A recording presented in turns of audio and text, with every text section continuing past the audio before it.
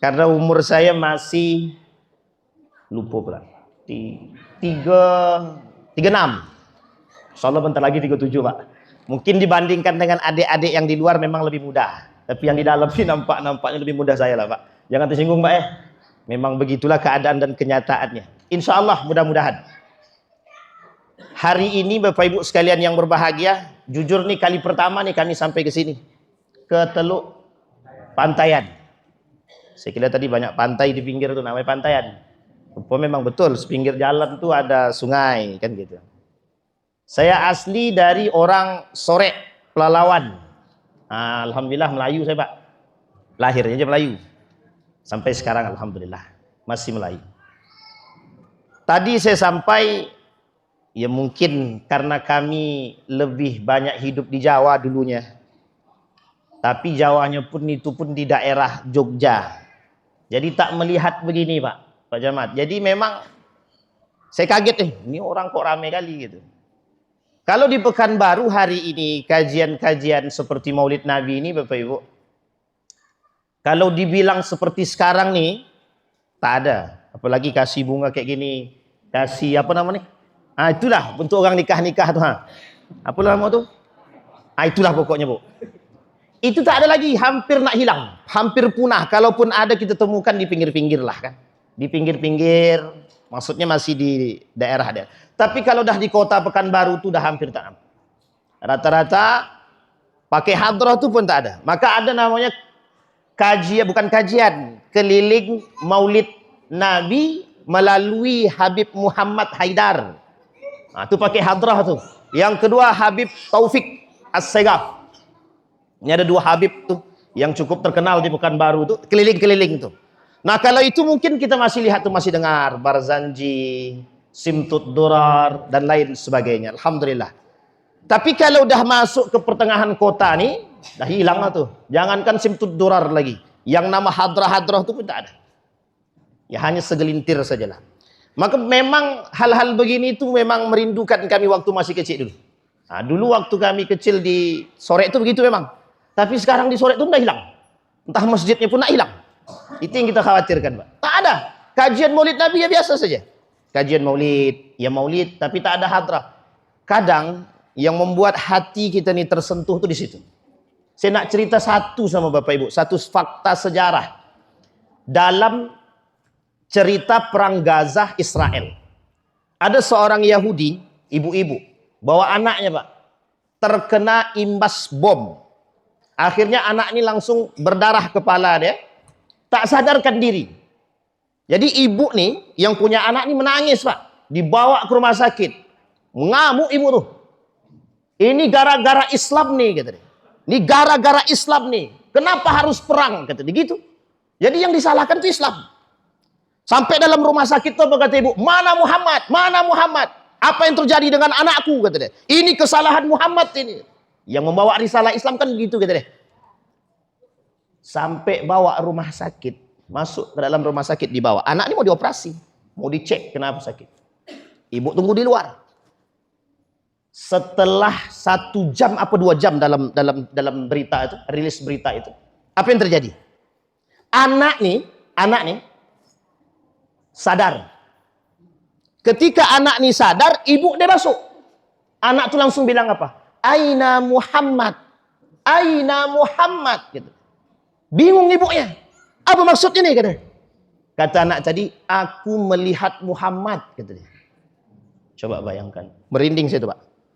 Dan itu dirilis berita resmi, Pak.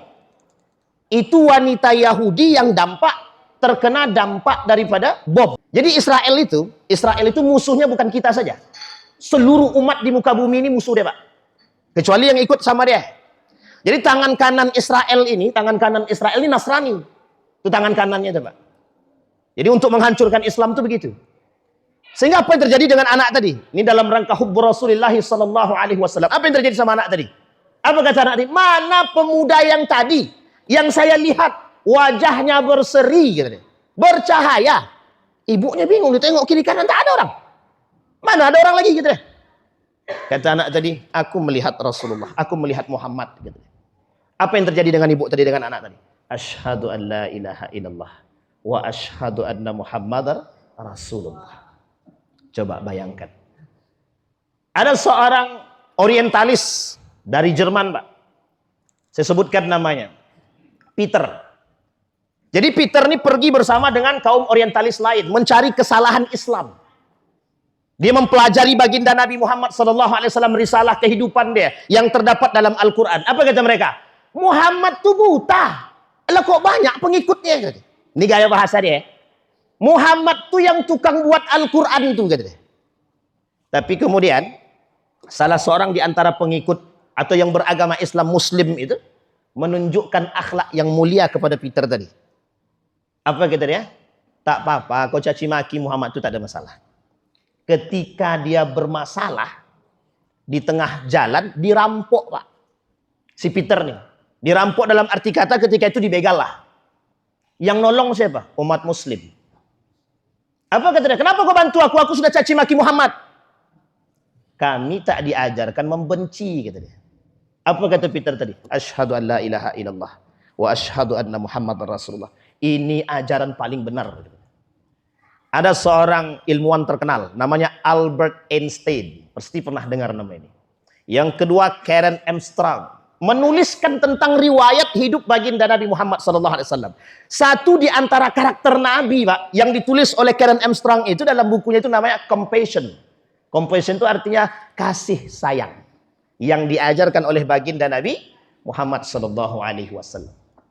Maka ada satu hadis Nabi yang dianggap dhaif, lemah oleh sebagian para ulama, tapi tak masalah kita sampaikan, motivasi. Apa kata Nabi? Addibu auladakum ala thalasi khisalin. Ajarkan anakmu 3 perkara.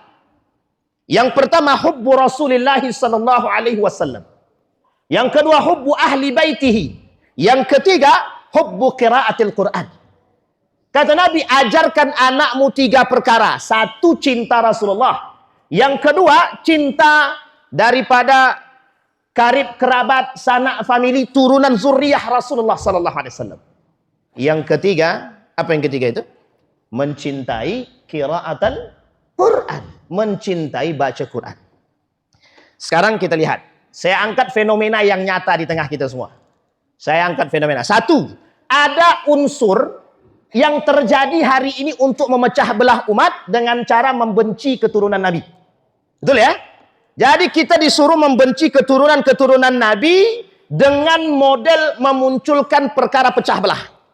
Dengan cara diajak membenci para habaib keturunan baginda Nabi Muhammad sallallahu alaihi wasallam. Salah satu cara yang terbaik untuk membuat rasa cinta kita semakin kuat, kita tidak ketemu dengan Rasulullah, itu tidak ketemu. Karena kita tidak hidup fi ahdi Rasulullah, kita tidak hidup di masa Rasulullah. Tapi kita hidup di masa setelah baginda Nabi. Tidak di masa sahabat, tidak di masa tabi'in, tidak di masa tabi'in. Bahkan tidak di masa ulama salaf, ulama-ulama terdahulu. Kita hidup di ulama-ulama kontemporer. Dan mereka semua mengajarkan bagaimana cinta kepada Nabi. Nah, salah satu cara terbaik yang dilakukan agar bisa menciptakan rasa cinta yang kita tidak ketemu dengan Nabi adalah dengan mengadakan zikra maulidi Rasulillah sallallahu alaihi wasallam. Peringatan maulid Nabi. Dulu ada seorang ulama datang dari Saudi, dibawa oleh Dr. Mawardi Muhammad Saleh. Di Pekanbaru itu ada ulama namanya Dr. Mawardi Muhammad Saleh. Lulusan S1, S2, S3 Madinah. Universitas Islam Madinah. Banyak yang protes itu, Pak, tentang maulid Nabi itu bid'ah, kata dia. Tapi mau Dr. Mawardi Muhammad Saleh nih, dibawanya ulama Saudi itu, yang bilang bid'ah tadi, kedatang ke Indonesia. Dibawanya keliling, Pak. Apa kata dia? Mana maulid Nabi yang bid'ah itu yang mana? Kata dia. Nah, ini contoh maulid Nabi di Indonesia kayak gini, kata dia. Kajian, mencintai Nabi dengan menyebutkan risalah, perjalanan, kehidupan. Apa kata ulama Saudi tadi? Yang kayak gini dibilang bid'ah, itu yang bilang yang sesat. Gitu. Coba bayangkan. Sehingga sekarang Bapak Ibu, mohon maaf, kita bukan mengatakan apa tidak, tapi sekarang itu Bapak Ibu, kemarin tanggal berapa itu Zikra Maulidin Nabi, pembacaan sirah nabawiyah di tanggal kelahiran Nabi di Masjidil Haram. Coba bayangkan. Di mana itu? Masjidil Haram. Ngapain mereka? Membaca riwayat hidup perjalanan baginda Nabi Muhammad sallallahu alaihi wasallam. Kenapa? Karena di situ Bapak Ibu banyak sekali asas sejarah yang dihapus. Oleh siapa? Mereka yang tidak suka dengan orang-orang yang menampakkan kecintaan kepada baginda Nabi Muhammad sallallahu alaihi wasallam. Jadi Bapak Ibu sekalian yang berbahagia, salah satu cara untuk mengajarkan rasa cinta kepada anak-anak kita, generasi selanjutnya, ya seperti ini Pak. Kenapa saya katakan begini? Di Pekanbaru, sulit mencari anak muda dan anak-anak yang mau ikut kajian begini. Sangat sulit. Jadi regenerasi itu tidak ada. Kita khawatir 20 tahun yang akan datang. Bapak Ibu sekarang mungkin aman, tapi 20 tahun yang akan datang Pak, regenerasi kita siapa? Yang bakal mencintai kegiatan seperti ini? Hampir punah. Tapi kata Nabi begitu memang. Kata Nabi begini dalam hadisnya itu. Kata Nabi dalam hadisnya, Bada'al Islam gharib wa sayaudu kama bada'al gharib. Islam itu muncul dengan keanehan. Nanti akan hilang dengan keanehan.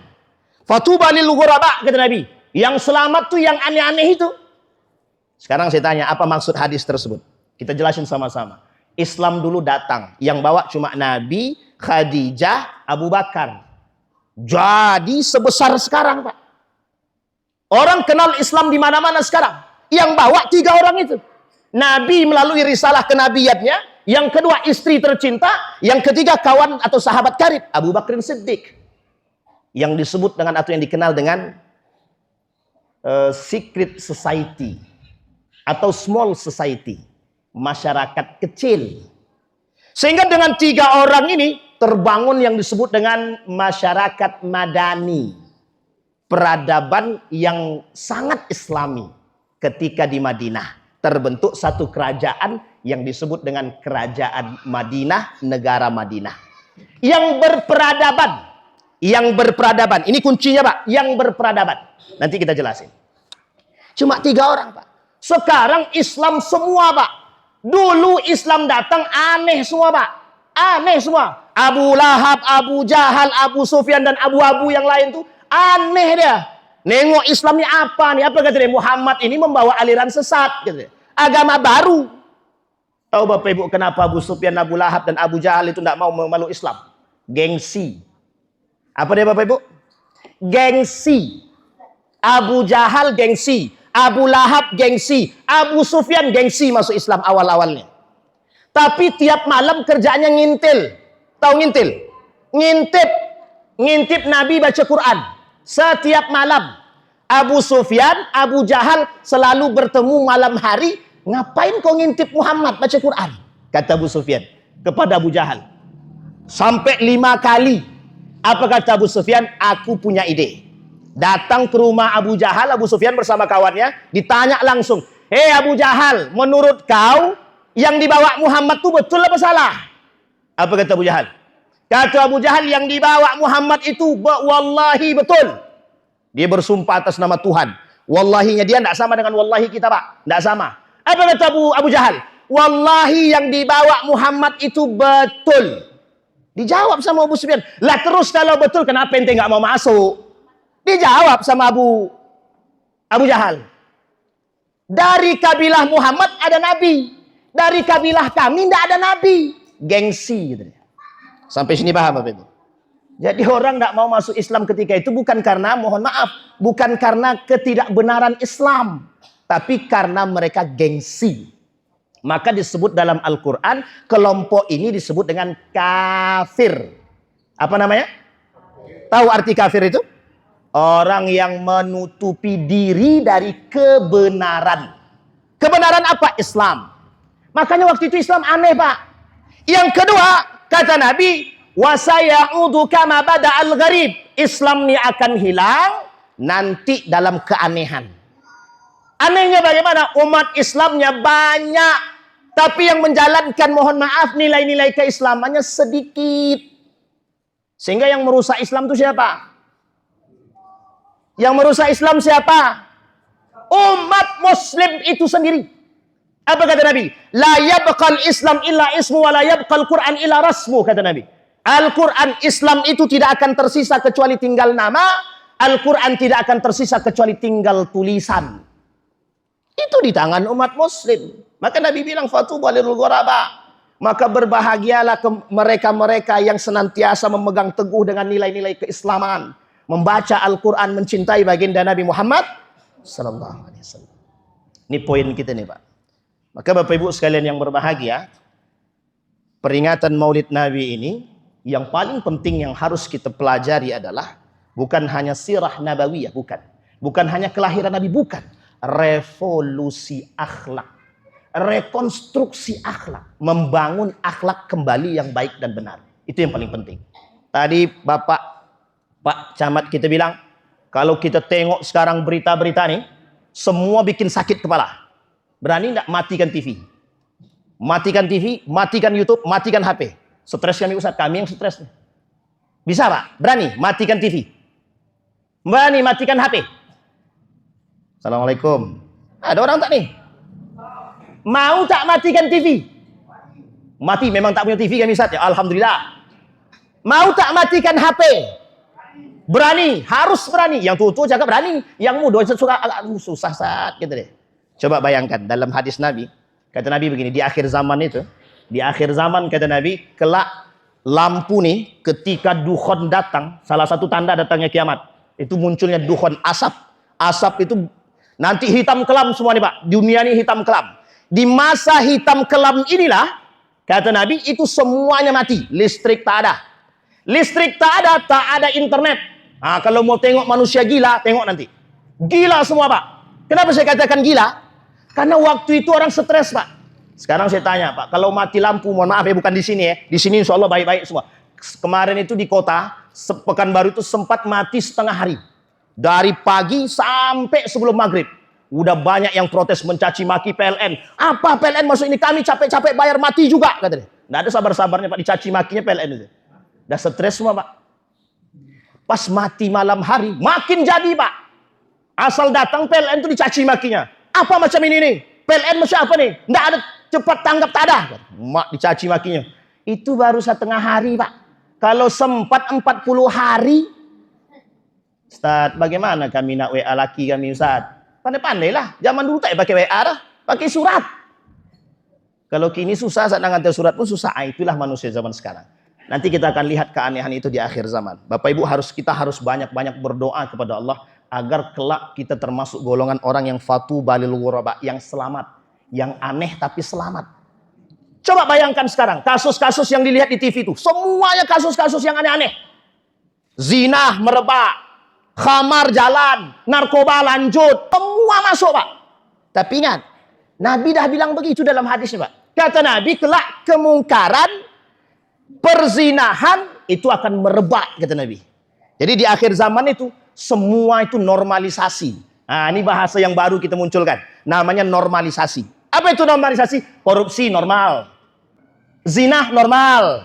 Mencaci maki orang normal. Pokoknya semua kemaksiatan itu normal. Nah, kalau semuanya dah begini, ini kata Gus Baha nih Pak, kata Gus Baha.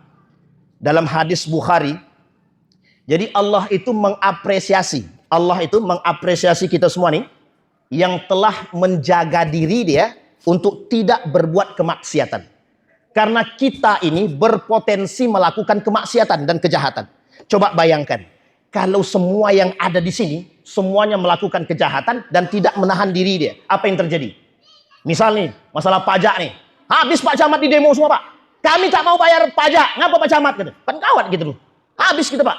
Kayak kasus-kasus yang terjadi sekarang. Itu kalau kita mengeluarkan potensi kejahatan kita. Tapi Allah mengapresiasi Pak.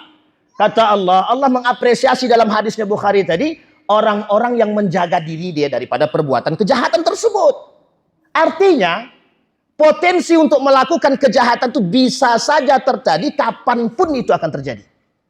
Maka kemungkaran, kemaksiatan itu sangat mungkin terjadi. Kata Syekh Hasim Al-Asy'ari dalam kitabnya Risalah Ahlus Sunnah wal Jamaah. Nah, ini ulama kita nih. Ulama kita namanya Syekh Hasim Al-Asy'ari, ada kitabnya populer, Risalah Ahlus Sunnah wal Jamaah.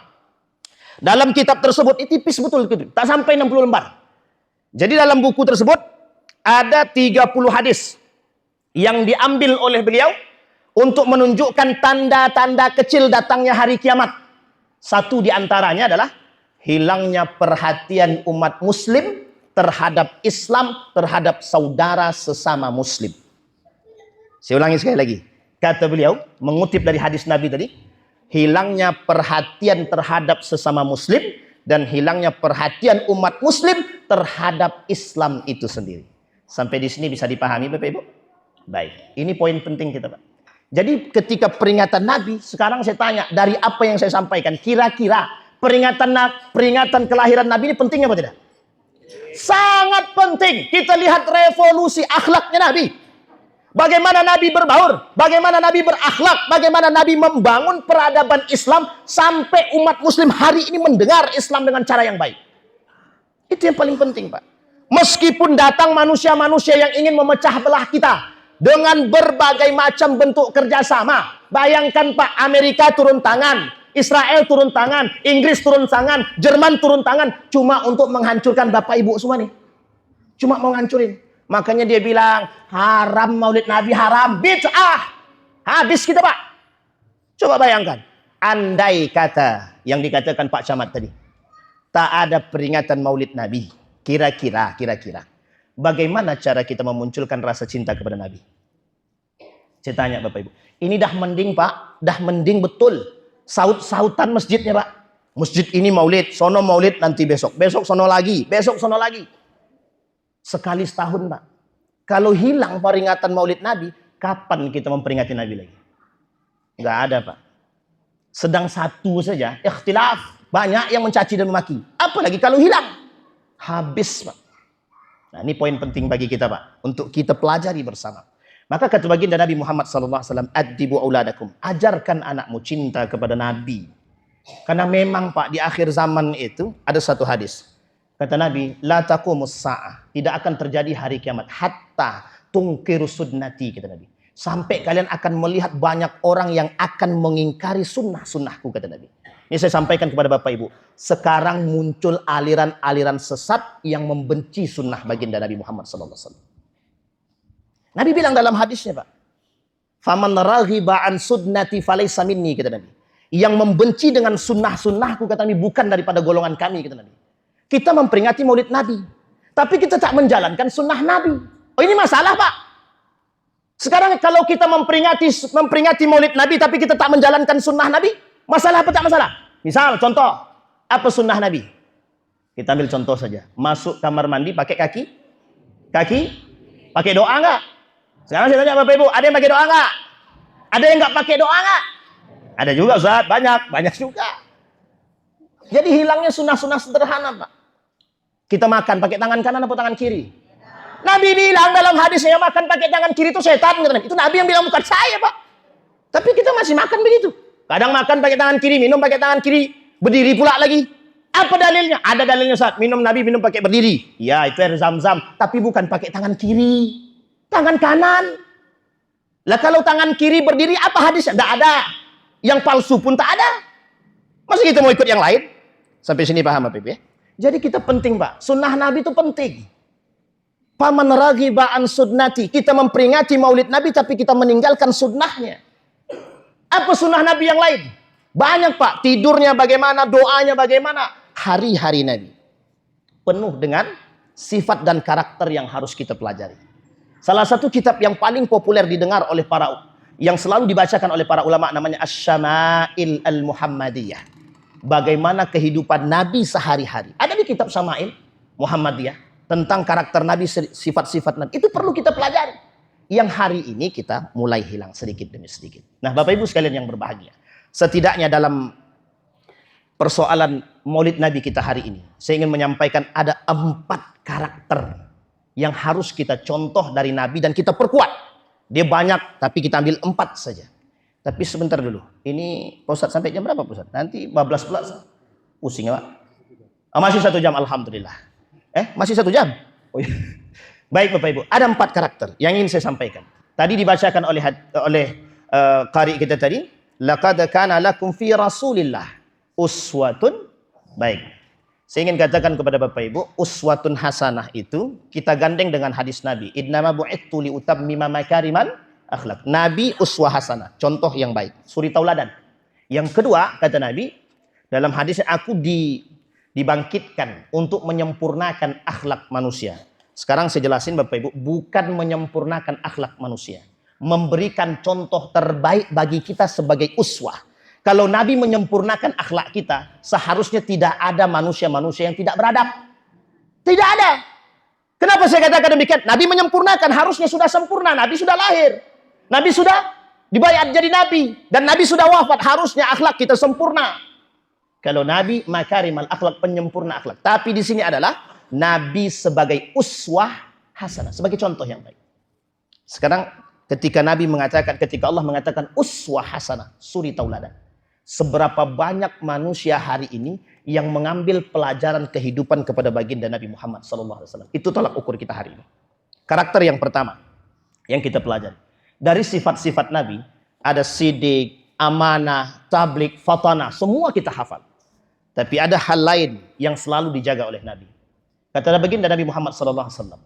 Kata, man kana yu'minu billahi wal yaumil akhir falyaqul khairan aw liyasmut. Perhatikan baik-baik. Kata Nabi, orang yang mengaku beriman kepada Allah harus menjaga perkataannya. Katakan yang baik atau kalau tidak, diam.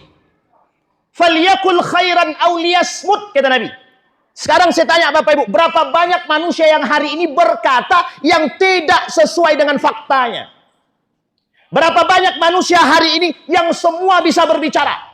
Bukan ahli agama berbicara tentang agama. Adi Armando contohnya. Bukan ahli agama. Dia bilang, salat itu tidak ada hukum wajibnya. Tak ada dalil tentang wajibnya salat 5 waktu dalam Al-Quran. Pertanyaannya, Adi Armando ulama atau bukan? Abu Janda itu ulama atau bukan? Datang mereka untuk memprovokasi kita sebagai umat yang cinta kepada Nabi untuk jauh daripada Islam. Ini dikatakan Pak Camat tadi. Jangan sampai terprovoka. Tapi unik Pak. Apa uniknya? Orang seperti ini banyak pengikutnya Pak. Banyak pengikutnya, banyak. Mereka memang sengaja Pak berkata demikian agar orang-orang muslim ini terpecah belah. Bener ya, tidak ada dalil sholat itu, tidak ada. Ngapain kita sholat? Orang-orang yang tidak beriman terprovokasi, akhirnya mereka tidak sholat. Dan mengajak orang lain untuk berdebat dan tidak sholat. Masalah atau tidak masalah? Masalah atau tidak masalah Bapak Ibu? Ini yang disebabkan yang kita katakan tadi, hilangnya Islam. Di tengah umat muslim terprovokasi. In ja'akum fasikum binaba'in fatabayyanu. Kata Pak Camat kita tadi, klarifikasi. Tabayyun. Cari tahu dulu kebenaran berita tersebut. Jangan asal ngomong. Kita nih kadang-kadang mentang-mentang dapat WA, wah, Anies Baswedan mati. Langsung kita sebar. Bukan kita cari cross check dulu. Ternyata hoax. Nah, kita sudah ikut menyebarkan hoax. Kita sudah menyebarkan gosip. Sudah kita sebarkan berita yang salah. Kita sedang membuat tempat di neraka. Sedang membuat tempat di neraka. Falyakul khairan aw liyasmut.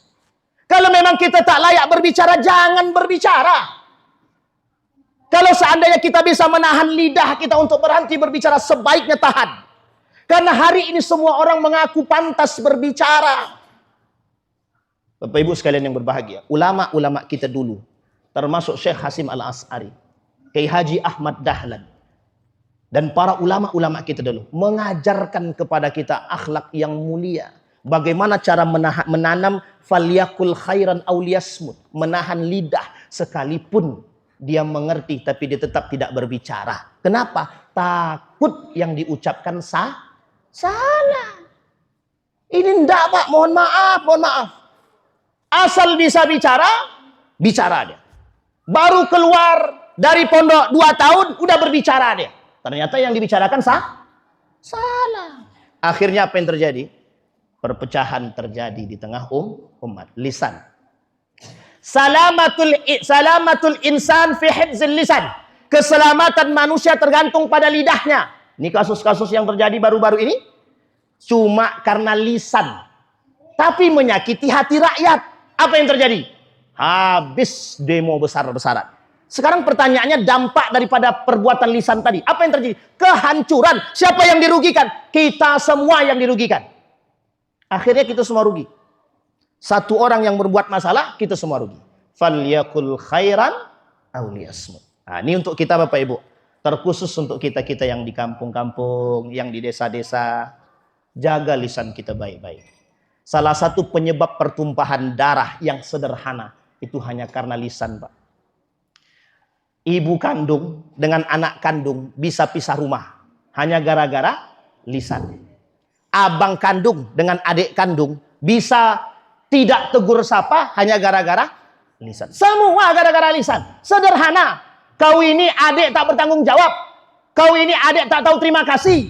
Tersinggung hati adiknya tadi, poginya minggat dari rumah tadi, hilang kisah. Sampai sini paham Pak? Jadi lisan Pak, sederhana. Kata maknya, engkau ni anak pun tu apa mata anak celaka kau ni. Habis minggat dari rumah, hilang 1 tahun, sedih maknya. Ini sebab lisan. Jaga lisan kita Pak, jaga. Nabi mengajarkan demikian. Nabi betapa pentingnya menjaga lisan, kata Nabi. Sampai-sampai Nabi tak berbicara sesuatu yang Nabi tidak mengerti.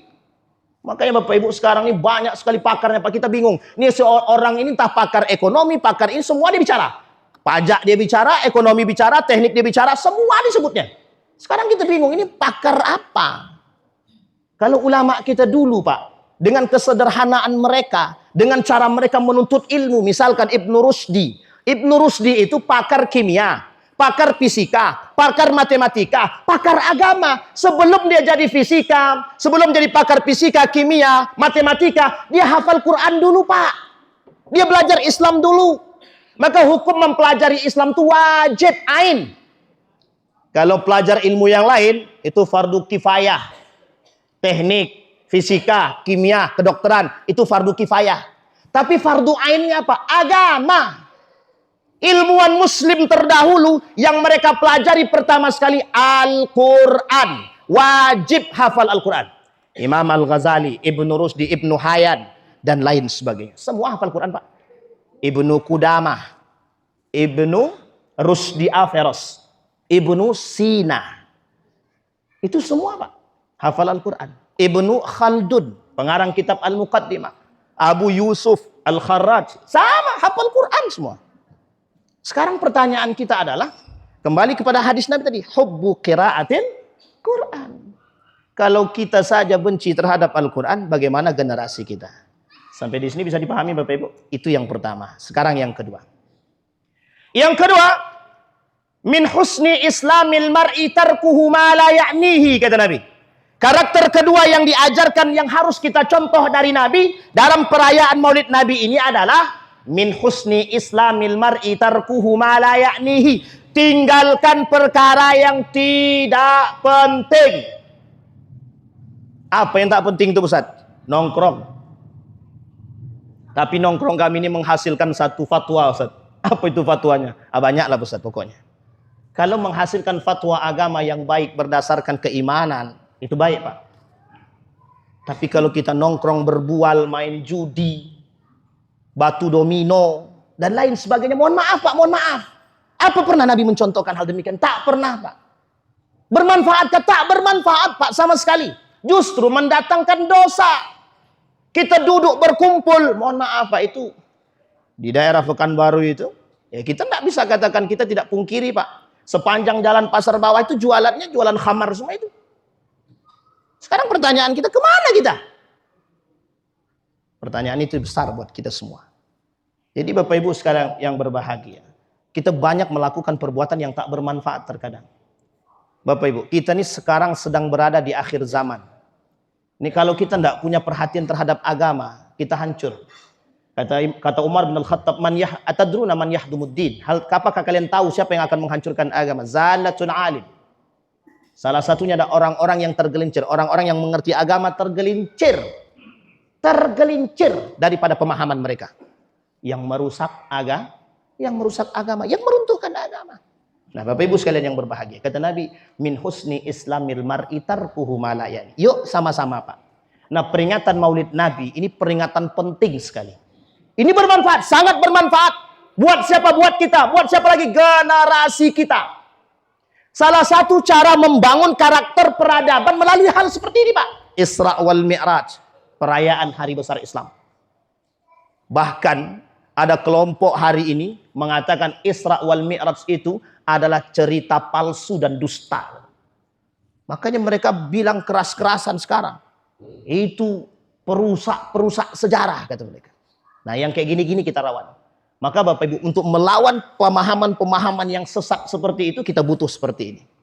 Coba bayangkan, kalau sempat 20 tahun yang akan datang, generasi kita nggak ngerti. Adakah yang hafal Barzanji? Adakah yang mengerti bermain apa namanya itu? Rebana? Adakah yang mengerti Simtut Durar? Adakah yang mengerti Mahalul Qiyam? Itu yang kita khawatirkan, Pak. Yang paling kita khawatirkan generasi kita 20 tahun yang akan datang, mereka tidak kenal Nabi, mereka tidak kenal dengan Al-Quran. Na'udzubillahi tsumma na'udzubillah. Ini cara kita, Pak, mengenalkan. Makanya penting betul Maulid Nabi itu, penting sekali. Meskipun mereka keluar-keluar bid'ah, sesat, tidak ada masalah. Yang pada akhirnya mereka mengikuti. Ini penting, Pak. Min husni islamil mar'i tarkuhuma la ya'ni. Buat, Pak, kajian-kajian. Saya bangga betul, Pak. Saya kebetulan istri saya orang Tembilahan. Jadi di tahun 2017 kami menikah itu, saya diajak keliling, Pak. Diajak keliling di Tembilahan itu. Hampir setiap gang itu saya tengok ada majlis taklim, majlis ilmu. Itu tidak kami temukan itu kalau di Pekanbaru, Bapak Ibu. Gang sini tak nampak, jangankan majelis ilmu, majelis-majelis lain pun nampak. Masuk ke dalam masjid, yang datang ustadznya juga udah dai kondang, tapi yang datang alhamdulillah hitungan jari. Nah, coba bayangkan tuh. Tapi di sini tidak. Setiap itu ada tempat. Masuk sini ada majelis Ustadz A, Ustadz B. Yang saya kenal itu ada Ustadz Khusairi, ada Ustadz Effendi, ada Ustadz Yusuf dan ustadz-ustadz yang lain. Banyak, Pak. Dan itu punya majelis masing-masing. Dan saya bilang ini halakah keislaman yang hidup, Pak. Yang dulu Nabi ketika membangun Masjid Nabawi, ini saya ceritakan.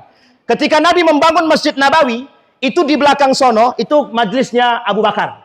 Majelis sebelah kiri, itu majelisnya Ali bin Abi Thalib. Ali itu terkenal dengan kecerdasannya, Pak. Dan Nabi senang betul. Betapa hidupnya masjid itu dengan halakoh-halakoh itu, Pak. Hidup, Pak. Itu yang kita inginkan sekarang. Salah satu cara membangun peradaban Islam itu membangkitkan kembali, menghidupkan kembali majelis-majelis seperti ini. Dan saya berharap betul dari majelis-majelis seperti ini dibawa ke kota. Dan di kota-kota itu mengenal majelis-majelis ini. Yang kita sedihkan, Bapak Ibu, mohon maaf. Yang kita sedihkan. Justru majelis-majelis yang muncul sekarang itu membeda-bedakan. Ini majelis ustadz kami, nggak boleh ente masuk. Ini majelis kami, ente nggak boleh masuk. Besok kita bakar aja, Pak, sekalian. Benar, Pak. Mohon maaf, Pak, itu terjadi pada Nabi. Terjadi pada masa baginda Nabi Muhammad SAW. Ada kelompok namanya munafik, membangun masjid, nama masjidnya Masjid Dirar, 500 meter di depan Masjid Kuba. Coba bayangkan, masjid dibangun untuk membunuh Nabi, untuk memecah belah umat muslim. Itu masa Nabi, Pak. Sekarang Nabi tak ada, sahabat tak ada, tabi'in tak ada, tabi'in tak ada. Kira-kira apa yang mereka lakukan? Lebih parah daripada itu. Sampai di sini bisa dipahami, Pak, ya?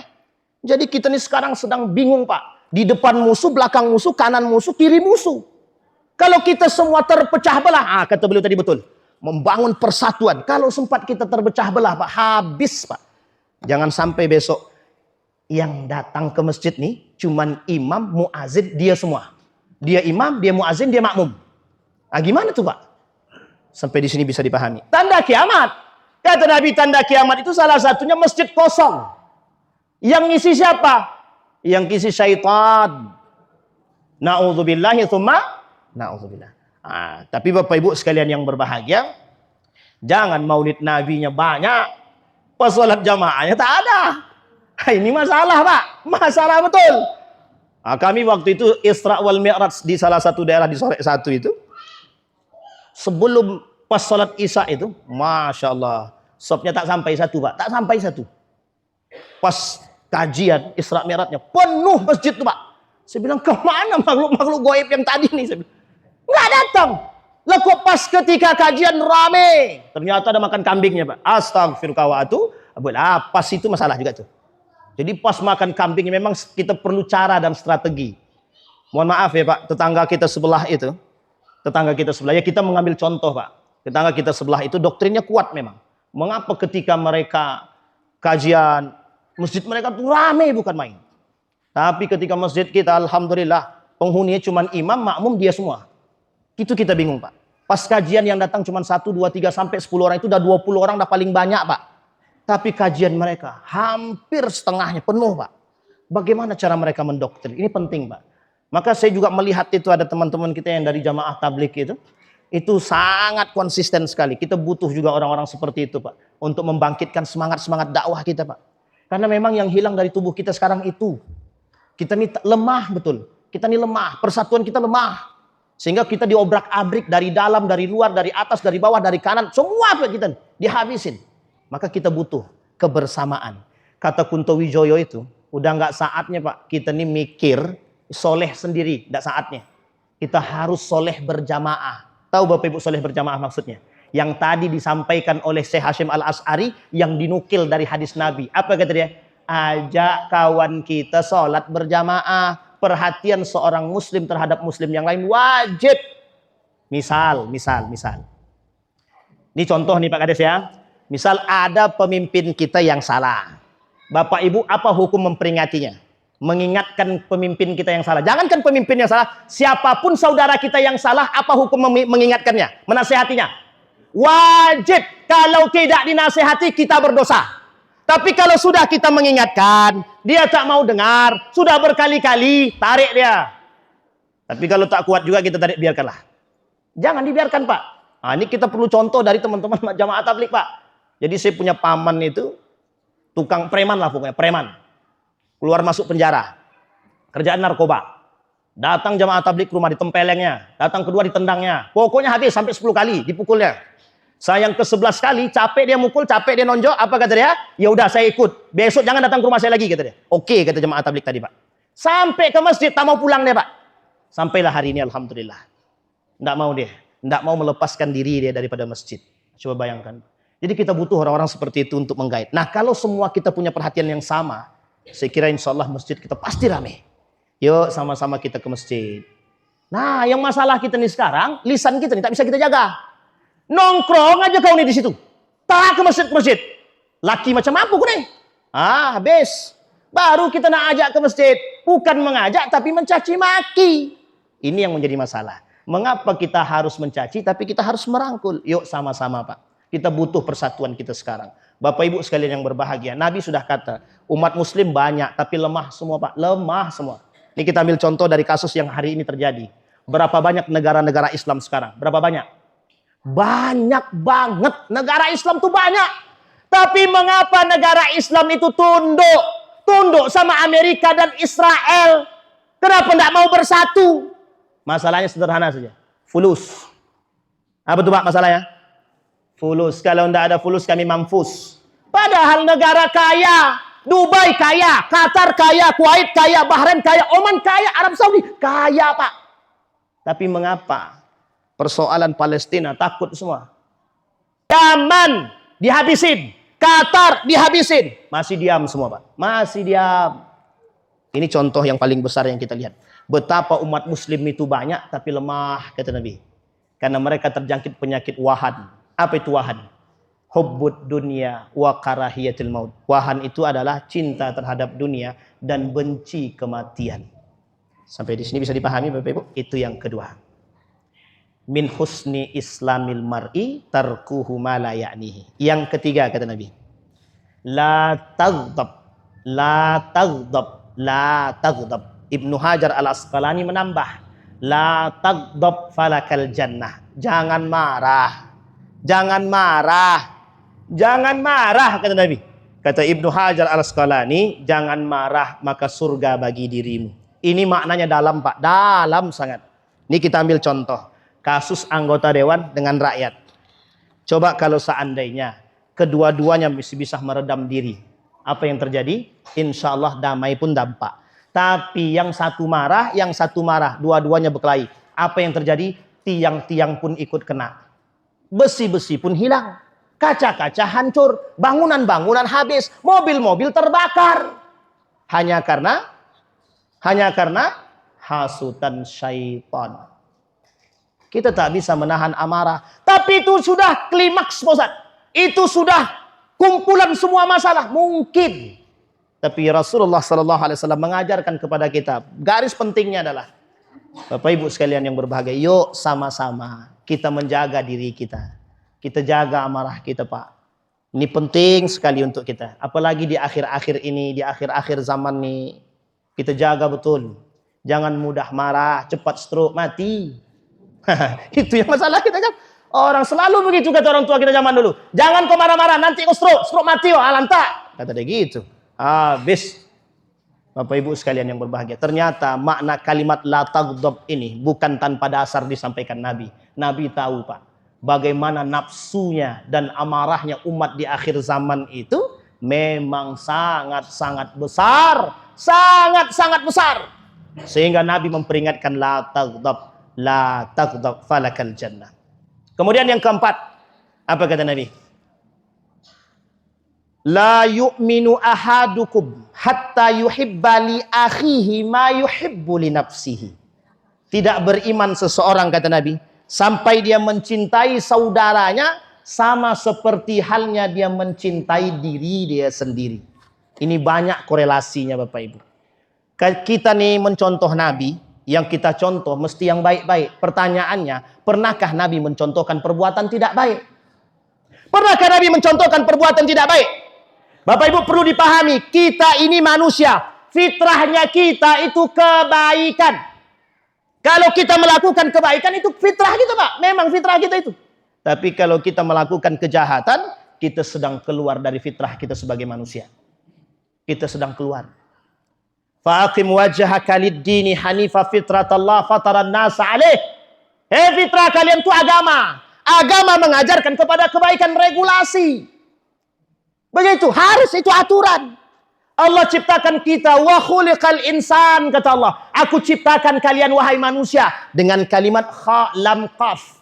Apa maksudnya? Allah pengen yang diciptakan ini berakhlak. Apa kata ketika Allah berkomunikasi dengan malaikat? Apa kata malaikat? Engkau akan menciptakan manusia di muka bumi ini yang akan melakukan pertumpahan darah. Apa jawaban Allah?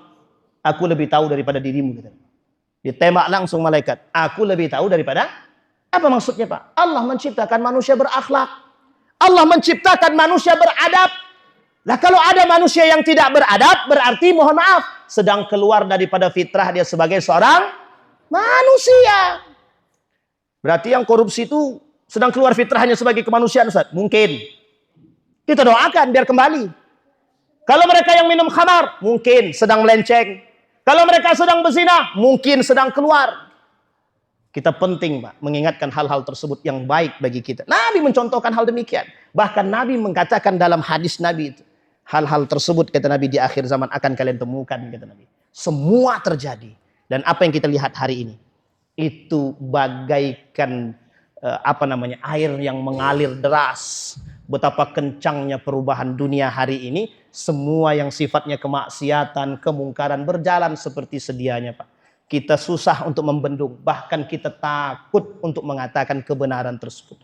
Hari ini semua kemaksiatan itu berusaha. Diusahakan untuk dinormalkan. Kita hanya bisa berdiam diri. Tapi memang kata Nabi, di akhir zaman itu, kalau Anda tak sanggup berbuat lebih, maka sebaiknya Anda uzlah atau Anda berdiam diri. Karena ada 3 hal, kata Nabi. Yang pertama, ketika Anda melihat kemungkaran, lawan, Pak. Yang kedua, kalau Anda tak sanggup melawan, Anda harus diam. Kalau Anda tidak sanggup juga dan tak berani diam dan takut akan terjerumus dalam kesalahan, maka yang ketiga, beruzlahlah. Pindah, Pak. Pindah. Imam Al-Ghazali, Sayyid Nursi melihat kekacauan yang terjadi di Turki pada masa 1925 sebelumnya, 50 tahun sebelum 1925. Apa yang dilakukan oleh Sayyid Nursi? Beruzlah, Pak. Beruzlah saja dia ditangkap dan dibunuh. Bayangkan. Ketika kekacauan terjadi di Turki, ketika Kemal Atatürk naik menjadi seorang pemimpin, semua ulama-ulama garis lurus dibunuh, Pak. Dibunuh. Yang tidak mau ikut dengan dia habis. Sehingga apa yang dilakukan oleh Kemal Atatürk? Pertama, gerbang selanjutnya kemungkaran terjadi. Apa yang terjadi, Pak? Kemal Atatürk mengatakan, tidak ada azan pakai bahasa Arab. Tidak ada yang boleh belajar agama. Sekuler mulai masuk, kita dipisahkan daripada nilai-nilai agama. Sampai hari ini kita merasakan betapa kita dijauhkan dari nilai-nilai agama. Sekolah kita dijauhkan dari nilai agama. Bahkan mohon maaf, pendidikan agama dikurangi. Coba bayangkan. Dulu parah lagi Pak. Masuk orang-orang Syiah itu merusak Islam di dalam tubuh Islam itu sendiri. Dibuatnya buku-buku ajaran, dipakainya gambar-gambar babi kepada Umar bin Khattab, Utsman bin Affan, Ali bin kepada Abu Bakar Siddiq. Coba bayangkan Pak. Kita tak punya tindakan, kita diam. Kita hanya bisa iya. Bapak Ibu sekalian yang berbahagia. Apa yang ingin saya sampaikan dari poin yang terakhir ini? Pak, Bu, kalau kita diam terhadap kemungkaran, jangan salahkan ketika kemungkaran itu merajalela.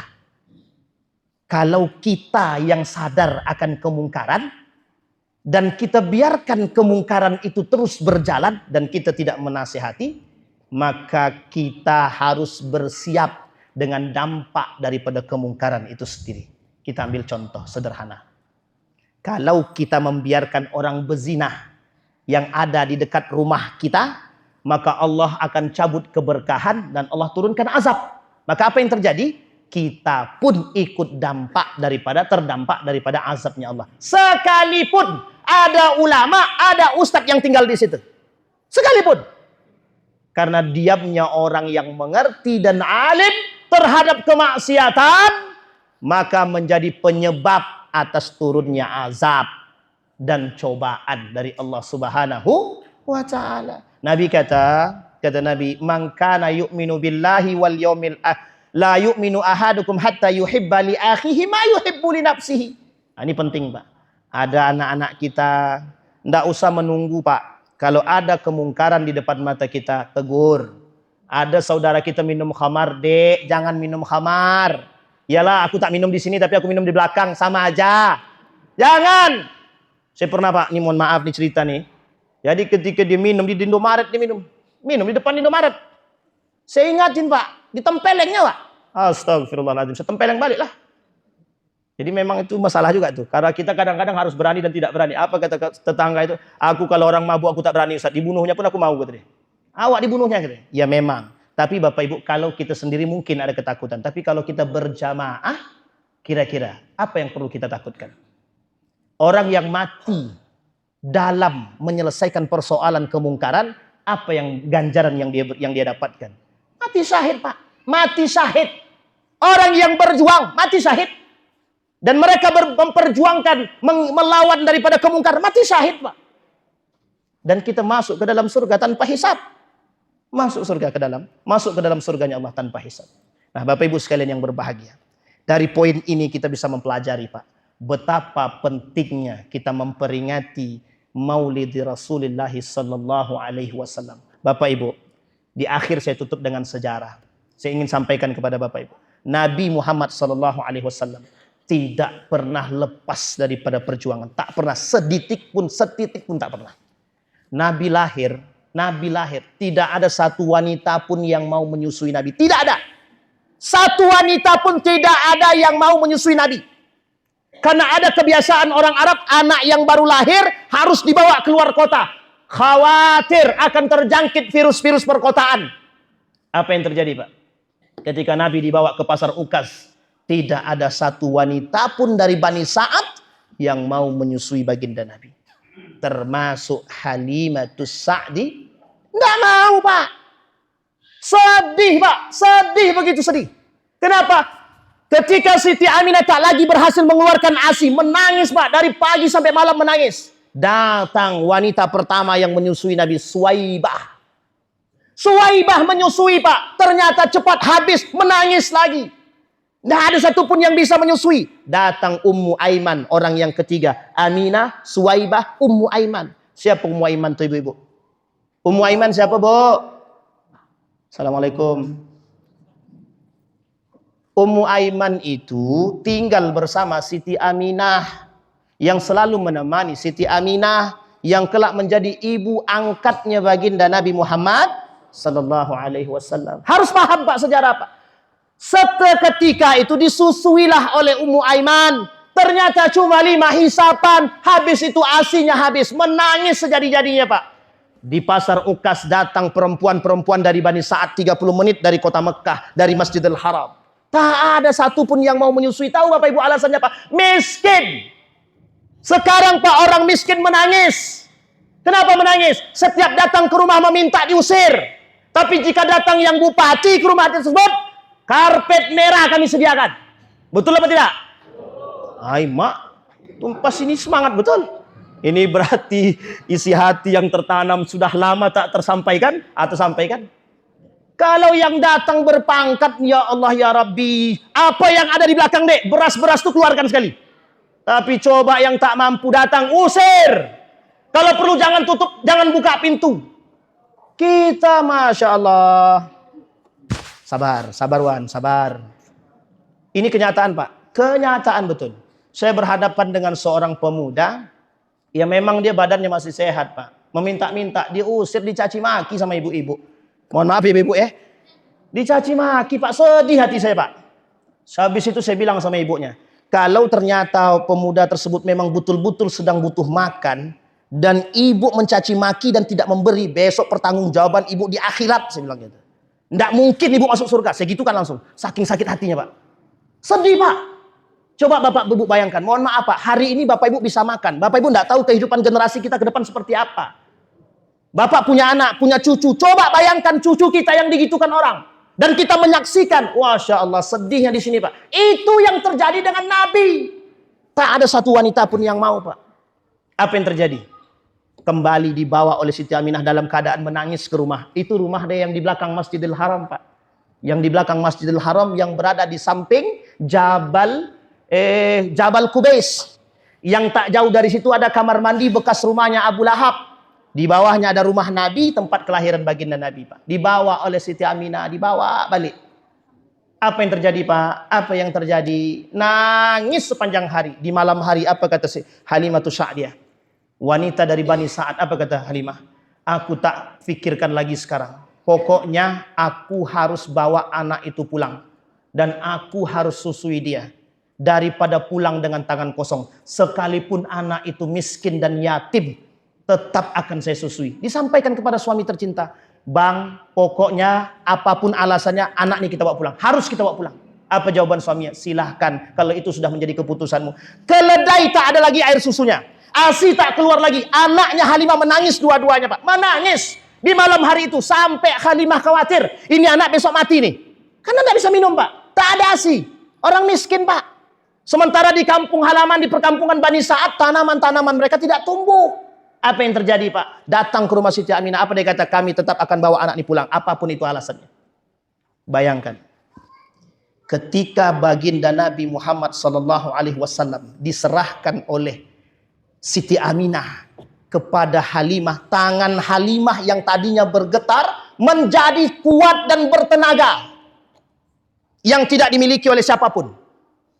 Apa yang terjadi Pak? Ketika Halimah menyusui Nabi, tidak berhenti asinya keluar. Sampai anaknya dua-dua menyusui selesai. Keledai yang tadi sudah dikatakan tidak mengeluarkan asi, keluar asi. Itulah keberkahan baginda Nabi. Pak, lahirnya Nabi itu api kesyirikan di muka bumi ini yang 1000 tahun tidak pernah padam, api Majusi padam ketika baginda Nabi lahir. Yang mitosnya tidak ada satupun yang bisa memadamkan api Majusi ini, Zoroaster ini, di Persia, Nabi lahir mati Pak. Bayangkan, Raja Kisra yang tak pernah terkalahkan, Nabi lahir, kalah dia Pak. Tumbang. Raja Abraha yang tidak senang dengan Ka'bah, tunduk, habis. Di masa kelahiran baginda Nabi Muhammad. Bapak Ibu, pertanyaan saya, tidakkah kita mau mengambil keberkahan dari orang yang paling berkah di muka bumi ini? Apa kata seorang penyair itu mengatakan, Ya man nahnu awla bihubbihi ba'dallahi. Wahai orang yang sangat paling mulia untuk kami cintai setelah daripada Allah. Kata begitu. Siapa mereka? Siapa dia Pak? Baginda Nabi Muhammad SAW. Apa yang terjadi dengan Halimah Sa'diyah?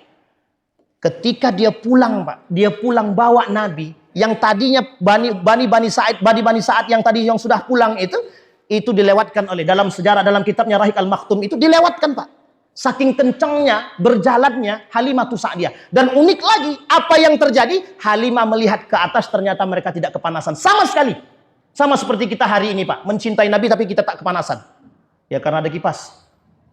Tak kepanasan Pak. Sepanjang jalan bingung kok enggak panas, yang lain kepanasan. Kata Halimah ditengok ke atas ternyata ada awan yang selalu menaungi dia Pak. Bayangkan hidup Nabi. Nabi hidup semasa hidup perjuangan Pak. 2 bulan ayah meninggal. 2 bulan Pak, ayah meninggal. 6 tahun ibu meninggal. Tak lama kemudian kakek meninggal, paman meninggal. Sebatang kara Pak. Perjalanan Nabi. Maka Nabi mohon maaf.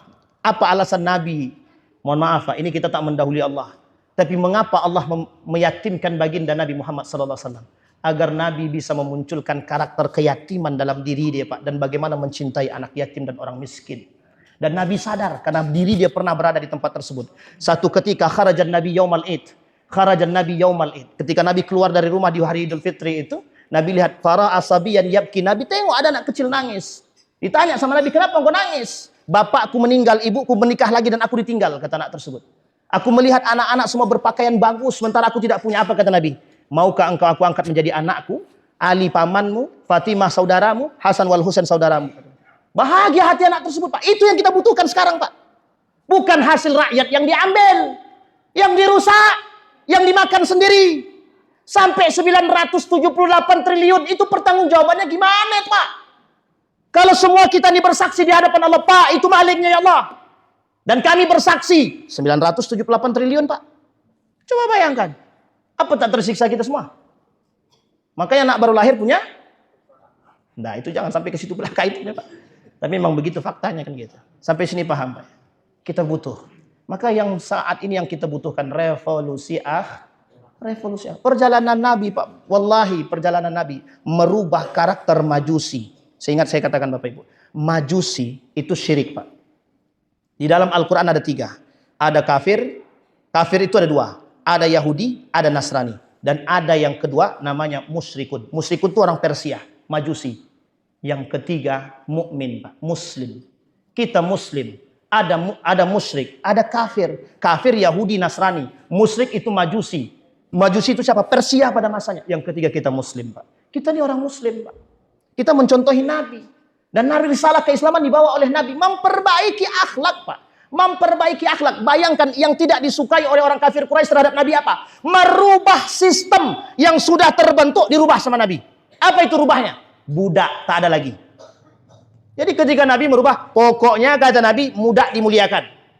Jadi ketika Bilal bin Rabah masuk ke dalam Islam, tidak ada bedanya antara Bilal, antara Nabi, antara Abu Bakar, antara Siti Khadijah. Tidak ada bedanya Pak. Kenapa? Sama-sama. Kata Nabi, yang membedakan itu cuma ketakwaan. Yang membedakan kita dengan yang lain cuma ketakwaan. Itu yang terjadi Pak. Makanya mohon maaf. Yang membedakan umat muslim dengan muslim yang lain hanya ketakwaan. Bukan yang lain. Bukan ras.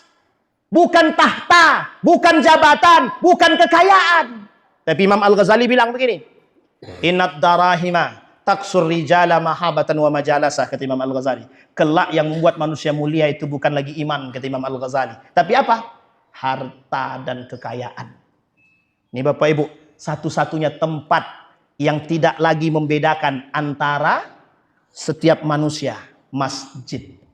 Kalau masjid sudah dijadikan tempat untuk membedakan, ini yang depan ini softnya untuk Pak Bupati, yang samping kanan untuk Pak Kapolres, yang belakang untuk Pak Camat, yang belakang lagi Pak Kades. Lah berarti yang paling miskin paling belakang Pak. Ini terjadi Pak, terjadi. Saya bercerita di fakta Pak. Ada orang duduk, orang biasa duduk di depan bupati mau datang diusir. Saya bilang, ya Allah, ya Rabbi, sebegitu tidak berharganya manusia di hadapan hanya karena kekuasaan dan jabatan. Hati-hati Pak, pertanggungjawaban. Kita butuh revolusi Coba manusia berpikir, kita mencari bagaimana mengaplikasikan kehidupan yang dilakukan oleh Nabi dalam keseharian kita. Itu Pak. Nabi jujur, Nabi baik. Nabi berakhlak, sopan, santun. Itu yang kita pinginkan sekarang. Bagaimana lisan kita berkata dengan baik. Bagaimana kita mendidik anak dengan cara yang baik. Bagaimana pendidikan yang kita berikan agama menjadi pondasi pertama dalam rumah tangga. Itu yang menjadi solusi kita hari ini. Maka mohon maaf, kenapa Islam hari ini runtuh? Disebabkan karena umat muslim tidak pede dengan keislaman. Tidak pede. Nah sekarang Bapak Ibu, kenapa saya katakan saya bahagia di sini? Karena salah satu identitas keislaman kita yang nampak dengan kegiatan-kegiatan Maulidir Rasul. Zikra Maulidi Rasulullah sallallahu alaihi wasallam, Isra wal Mi'raj, tahun baru dan acara-acara yang lain. Dan hidup Pak rame. Siapa yang tak bahagia dengan hal-hal seperti ini? Yang tidak bahagia dengan hal seperti mereka yang tidak beriman. Mereka yang tidak bahagia dengan penyebutan, mereka yang tidak bahagia dengan memperingati kelahiran Nabi dan menyebutkan karakter-karakter Nabi yang menjadi poin utama dalam kehidupan, mereka tidak beriman. Dan di sini kita lihat betapa kuatnya persatuan. Bayangkan tadi malam Maulid, kemarin Maulid, sekarang Maulid, orang itu juga. Coba bisa begitu? Kalau di sana, tadi malam aku udah Maulid, selesai daturnya. Lah banyak daturnya. Coba sekarang Maulid, besok Maulid, isinya sama. Kelahiran Nabi, tapi tak pernah bosan. Bertahun-tahun. Ada yang 70 tahun, selama 70 tahun dia hidup, ikut terus. Pertanyaannya apa perubahannya? Itu yang paling penting. Sampai sini paham Pak ya?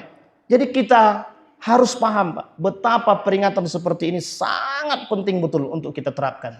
Agar kecintaan kita kepada baginda Nabi Muhammad SAW menjadi satu sebab mendapatkan syafaatnya kelak di hari kiamat. Mau Bapak Ibu dapat syafaatnya? Mau Bapak Ibu? Yakin? Jangan berhenti bersolawat. Jangan berhenti bersolawat. Allahumma salli ala Sayyidina Muhammad wa ala ali Sayyidina Muhammad. Jangan pernah berhenti Pak. Lisan kita Pak. Ini mohon maaf Pak. Satu cerita yang fakta betul. Kebetulan adik saya Pak. Ini sudah terlambat dan tidak ada kata-kata lagi yang pokoknya tidak ada kata-kata, ini sudah pasti terlambat. Pesawat terbang jam 11 lebih 15. Dia baru berangkat dari rumah jarak tempuh 30 menit. Baru berangkat jam 11 tepat. Kira-kira dalam akal manusia sampai enggak? Sampai enggak Pak? Enggak akan sampai Pak. Tapi saya bilang sama dia, kebetulan saya nyetir, jangan pernah berhenti bersolawat. Pasrah sama Allah. Kalau memang bukan haknya ente untuk berangkat, enggak akan berangkat. Tapi sepanjang jalan saya tak pernah mendengarkan dia berbicara lain selain daripada salawat. Apa yang terjadi? Pesawat itu delay. Pesawat itu delay. Coba bayangkan. Kalau bukan karena kerasa cinta kita kepada baginda Nabi Muhammad SAW. Jadi Pak, orang yang lisannya terbiasa mengucapkan salawat, itu mesti lisannya baik. Orang yang terbiasa mengucapkan salawat akan dimatikan dalam mengucapkan salawat. Bapak Ibu mau enggak mati dalam keadaan mengucapkan salawat? Kita doa sama-sama. Doa kematian. Orang yang terbiasa lisannya mengucapkan kebaikan, istighfar, salawat, berzikir, Allah matikan dalam keadaan kebiasaan. Dan salawat penting bagi kita Pak. Wallahi, kalau ada yang mengatakan orang bersalawat itu mau Allahumma salli ala Sayyidina Muhammad ataupun Allahumma salli ala Muhammad, mereka akan mengatakan hal seperti ini dan mereka katakan itu melakukan bid'ah yang besar, dalah menyesatkan. La yu'min, mereka bukan orang yang beriman. Bukan orang beriman. Allah menjawab Pak, fakta yang saya temukan. Bapak Ibu, mohon maaf. Setiap kita memiliki urusan apapun, kata guru saya, jangan pernah berhenti bersalawat. Saya mau beli mobil, misal Bapak Ibu mau beli motor, mau beli sepeda. Selawatin dulu Pak sepeda itu Pak. Selawatin aja. Datang ke toko sepeda itu, Allah Mas. Selawatin terus. Kalau perlu tiup aja, tapi jangan disimbuhkan ya. Jangan diludahkan, jangan. Ditiup aja. Insya Allah Pak. Insya Allah. Kalau haknya kita mesti kita akan. Kalau tidak, Allah kasih yang lebih baik. Kita butuhnya motor. Itu kebutuhan kita. Tapi ternyata Allah tahu kebutuhan kita. Allah kasih mobil. Syukur apa tidak? Ya, kalau di atas pasti kami syukur. Kalau di bawah, kalau kita butuhnya motor tapi dikasihkan sepeda, tetap bersolawat, tetap bersyukur. Harus. Nah ini yang penting Pak. Allahumma salli ala Sayyidina Muhammad wa ala ali Sayyidina Muhammad. Kemudian Bapak Ibu, saya berharap kepada kita semua, berdoalah kepada Allah. Ya Allah, setidaknya kita diberikan kesempatan satu kalilah seumur hidup bermimpi bertemu dengan baginda Nabi Muhammad Sallallahu Alaihi Wasallam. Salahkah kita bermimpi bertemu dengan baginda Nabi? Tidak salah, Pak. Kita ini berharapnya itu cuma Bapak Ibu, ketika Bapak Ibu bertemu dengan seorang, mohon maaf, kita ambil Ustadz Abdus Somad misalkan. Kita ambil Ustadz Adi Hidayat contohnya. Atau asatid yang lain. Bahagia tidak kita ketemu dengan mereka? Sekarang bagaimana dengan wajah baginda Nabi Muhammad SAW? Menjadi poin penting bagi kita, Pak. Takkah kita pengen melihat wajah yang terus bersinar? Masya Allah. Astagfirullah. Jadi Pak, saya pernah berdoa kepada Allah, tapi belum dikabulkan sampai hari ini. Tapi saya berharap dalam doa. Bulan Juli kemarin saya berangkat umrah. Ya Allah, di depan Ka'bah tak pernah berhenti. Ya Allah, setiap malam saya di situ. Saya bilang, ya Allah, satu aja harapan saya. Saya pengen sekali ketemu dengan Nabi meskipun dalam mimpi, hanya dalam mimpi. Saya pengen tahu wajahnya seindah apa. Karena kalau kita melihat, mohon maaf, dalam hadis Nabi itu, oh indah sangat, indah sangat. Orangnya baik, lembut, tutur katanya. Sekarang saya pengen tahu bagaimana wajah yang indah itu. Yang tak pernah bosan untuk dilihat. Yang tak pernah bosan. Ada seorang ulama bermimpi bertemu dengan Nabi. Apa dia kata? Andai kata aku boleh bermimpi, andai kata aku boleh meminta kepada Allah, ya Allah jangan kau hapuskan mimpiku bertemu dengan Nabi sepanjang malam hidup. Kalau bisa setiap malam aku bermimpi dan jangan pernah tidak bermimpi. Dan jangan kalau bisa jangan hidupkan aku, jangan bangunkan. Coba bayangkan, Pak. Ada seorang ulama dari Damaskus bermimpi bertemu dengan Nabi 5 kali, Pak. Dalam 1 hari, dalam 5 hari, setiap malam dia bertemu dengan Nabi. Tapi dalam mimpi tersebut ada perintah daripada baginda Nabi. Apa kata baginda Nabi? Kata baginda Nabi, bertemulah dengan Fulan bin Fulan. Katakan kepada dia bahwa dia adalah ahli surga. Bapak Ibu tahu apa yang terjadi? Ulama ini dari Damaskus, Syam, berangkat Pak menuju kota suci, Makkatul Mukarramah. Bertemu dengan ulama yang ada di Mekah. Apa kata ulama di Mekah? Apa yang membuatmu datang ke sini? Saya ingin bertemu dengan Fulan bin Fulan di daerah tersebut. Berangkat Pak sampai ke tempat tersebut. Apa yang terjadi? Apa kata orang satu kampung? Mengapa engkau ingin bertemu dengan Fulan bin Fulan ahli maksiat? Dan satu kampung terkenal pelaku maksiat, pemuda tersebut. Tapi ulama tadi bermimpi bertemu dengan Nabi bahwa pemuda tersebut ahlul jannah. Coba bayangkan, pelaku maksiat tapi dalam mimpi dia bertemu dengan Nabi, dia menjadi ahlul jannah. Tahu Bapak Ibu apa yang dilakukan oleh pemuda tersebut? Sampai ke rumah pemuda tersebut, ditanya, aku tak yakin dengan penampilanmu. Pemuda itu sendiri tak yakin, aku pun tak yakin, kata dia. Aku maksiat, aku minum khamar, aku berjudi, kata pemuda tersebut. Tapi aku bermimpi bertemu dengan Nabi bahwa engkau ahlul jannah, engkau ahli surga. Setelah diusut, punya usut, satu aja Pak. Gajinya bagi 2. Satu untuk anak istrinya setengah, setengahnya lagi untuk anak yatim dan janda yang ada di samping rumahnya. Coba bayangkan Pak. Kata Nabi ahlul jannah, dia ahli surga. Apa kata ulama dari Damaskus tadi? Dibawa pemuda ini menuju bait Masjidil Haram yang mereka tinggal 30 menit Pak dari Masjidil Haram, tapi kakinya tak pernah melangkah ke Masjidil Haram. Dibawa sama ulama Syam tadi, ulama Damaskus tadi, sampai ke depan Ka'bah, salat mereka 2 rakaat, yang pemuda tadi tak bangun lagi di sujud terakhir. Meninggal dunia. Indah enggak tuh Pak? Indah apa tidak? Meninggal di Masjidil Haram 1, dalam keadaan sujud 2, yang ketiga di depan Ka'bah, yang keempat didoakan sekian banyak manusia. Kira-kira ahlul jannah atau ahlul nar? Kita enggak tahu kehidupan kita seperti apa. Maka setidaknya Pak, biasakan lisan kita mengucapkan salawat dan berdoalah kepada Allah. Ya Allah, setidaknya kami punya generasi-generasi seperti apa yang engkau harapkan mengikuti baginda Nabi Muhammad sallallahu alaihi wasallam. Pak, Bu, biasakan berselawat. Basahkan, tiupkan ke ubun-ubun anak-anak kita, Pak. Tiupkan di ubun-ubun kepalanya itu, tiupkan. Tapi jangan ludahkan, tiupkan. Kenapa demikian? Kita pengen punya generasi yang lisannya basah berselawat. Kita pengen yang lisannya basah dengan berzikir, dengan membaca Al-Quran. Ya Rab, indah Pak. Setiap kalimat yang kalian ucapkan, yang mereka ucapkan, Allahumma salli ala Muhammad wa ala ali Muhammad, atau Allahumma salli ala Sayyidina Muhammad wa ala ali Sayyidina Muhammad. Dari kecil kita biasakan Pak. Dari kecil kita biasakan. Betapa indahnya kita mendengar di rumah yang tak pernah lisan satu pun berhenti mengucapkan baginda Nabi Muhammad sallallahu alaihi wasallam. Kira-kira rumah seperti itu indah apa tidak? Rumah yang sempit jadi lapang karena hati dia lapang. Karena hati dia lapang. Karena ucapan Allahumma salli ala Muhammad wa ala ali Muhammad fil alamina innaka hamidum majid. Bapak Ibu sekalian yang berbahagia, saya tutup dengan satu hadis daripada baginda Nabi Muhammad sallallahu alaihi wasallam. Kata Nabi dalam hadisnya begini. Kata Ibnu Abbas, kuntu khalfan Nabi sallallahu alaihi wasallam. Aku berdiri di belakang Nabi. Kemudian Nabi berkata kepadaku, qal, ya gulam, hei anak bani ya gulam, hei anak muda, ihfazillah yahfazka. Jagalah olehmu Allah, niscaya Allah akan menjagamu. Mungkin kita tak mungkin menjaga Allah, Pak. Kenapa? Allah lebih kuasa daripada kita. Tapi yang dimaksud apa? Yang dimaksud menjaga nilai-nilai agama. Kita sholat, usahakan sholat kita mencegah daripada perbuatan keji dan mungkar. Kita sholat, usahakan sholat kita mencegah lisan kita dari berkata yang kotor. Kita sholat, usahakan sholat kita mencegah lisan kita meneguk yang haram. Kita sholat, usahakan sholat kita mencegah tangan kita dari mengambil yang bukan haknya.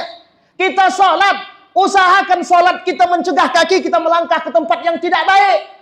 Kita sholat, usahakan sholat kita menjaga dan mencegah otak kita berpikir yang tidak baik. Kata Allah, kata Nabi, ihfazillah yahfazka. Jagalah olehmu nilai-nilai agama. Allah pasti jaga. Yang kedua, ihfazillah tajid tujahak. Engkau jaga nilai-nilai agama, kata Allah, aku berjanji, kelak engkau akan bertemu dengan diriku, engkau akan melihat wajahku, kata Allah. Orang yang berkeinginan melihat Allah, barang siapa yang ingin melihat Allah, falyamal amal saleh. Mereka harus beriman dan melakukan amal saleh. Kemudian yang ketiga, wa ini jitama'al qaumu ala an yadurruka la yadurruka bi syai'in illa qad kataballahu lak. Wa ini jitama'al qaumu, yang keempat, ala an yanfa'uka la yanfa'uka bi syai'in illa qad kataballahu alaik. Yang kelima, wa idza sa'alta fas'alillah. Yang keenam, wa idza sta'anta fasta'in billah. Kita urut dari yang pertama. Yang pertama, jaga nilai-nilai agama. Allah pasti jaga kita, Pak. Anak-anak kita, serahkan semua kepada Allah. Yang kedua, jagalah nilai-nilai agama. Apapun itu. Kejujuran, kebaikan, tutur kata, sopan santun, jaga, Pak. Insya Allah, kita kelak akan bertemu dengan Allah. Dan diprioritaskan untuk bertemu dengan Allah. Yang ketiga, jika minta bantuan, minta sama Allah, Pak. Jangan minta sama dukun. Jangan minta sama dukun. Jangan minta sama manusia duluan. Minta sama Allah. Ikhtiar setelahnya. Yang ketiga, kalau minta bantuan, kata Allah, minta sama aku, kata Allah. Minta sama Allah. Aku akan bantu. Apa kata Allah? Ya gulam, ya bna Adam. Kata Allah, ya bna Adam, fala takhafanna min dhi sultan fa inna sultani baqiyan. Kata Allah, jangan takut dengan hal-hal seperti itu. Anda butuh apa? Kekuasaan. Aku penguasa di muka bumi ini, kata Allah. Aku penguasa sejagat raya, kata Allah. Minta sama aku. Wa idza sta'alta fas'alillah wa idza sta'ant fasta'in billah. Kalau ada orang berkumpul ingin membahayakan dirimu, kata Nabi, niscaya mereka tidak akan mampu membahayakan dirimu kecuali yang sudah tertulis di Lauhul Mahfuz. Dan jika ada orang yang ingin mengambil manfaat dari dirimu, niscaya mereka tidak akan mampu mengambil manfaat dari dirimu kecuali yang sudah tertulis di Lauhul Mahfuz. Bapak Ibu sekalian yang berbahagia, tonggak utama kita sesuai dengan syair tadi. Ya man nahnu aula bihubbihi. Ya man nahnu aula bihubbihi ba'dallah. Tidak ada yang paling penting untuk kita cintai. Yang pertama adalah Allah, yang kedua Rasulullah sallallahu alaihi wasallam. Melalui peringatan Maulid Nabi ini, sama-sama kita bentuk karakter moral yang baik, insya Allah. Dengan adab yang mulia akan tercipta peradaban Islam yang izzah, yang mulia, yang terhormat, yang sangat berkesan bagi kita. Insya Allah generasi kita adalah generasi yang menumbuhkan kembang kembali peradaban Islam di tengah dunia yang carut marut saat ini. Amin ya rabbal alamin. Fa'tabiru ya ulil absar la'allakum tuflihun. Assalamualaikum warahmatullahi wabarakatuh.